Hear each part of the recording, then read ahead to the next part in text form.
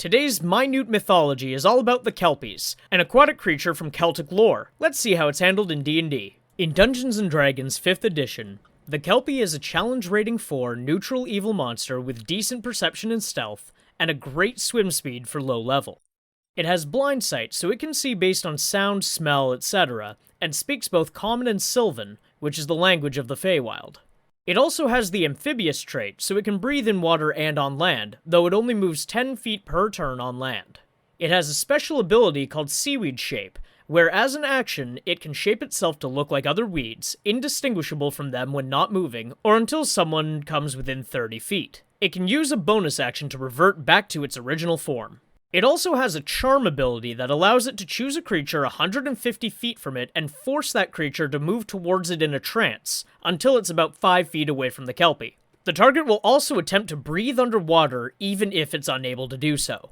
Now, as a DM, I think this creature is definitely a surprise attack, hit and run type creature. These creatures usually do terribly against players in a direct confrontation, and some DMs get frustrated when they throw this type of a creature at a party and it's dealt with easily. Instead of looking at one of these creatures as a potential fight for your players, look at it as a try to murder one party member monster. I would have it target a non-amphibious party member that looks big and dumb. You as a DM know that they probably have low intellect and low wisdom.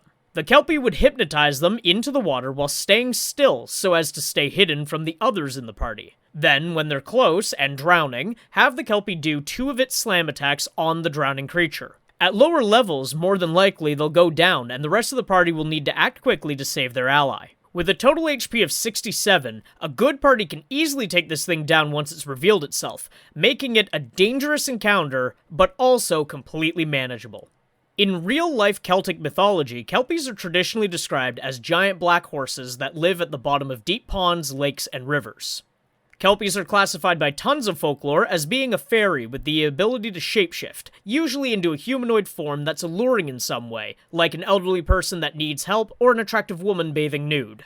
Despite that last one being the inspiration for a lot of art, most Kelpie folktales are about male demon-like forms. Like most folklore, people assume that the legend of the Kelpies came about as a way to warn children away from deep water and other dangers. When comparing the D&D monster to the folklore, they're actually pretty similar. The main change from the legend to D&D is that instead of shapeshifting, 5e elects to make the Kelpie a plant creature that hides among other plants and kills unsuspecting adventurers. Strangely though, while this plant creature is not counted as a Fey in terms of gameplay, it still speaks Sylvan, which is the language of the Feywild.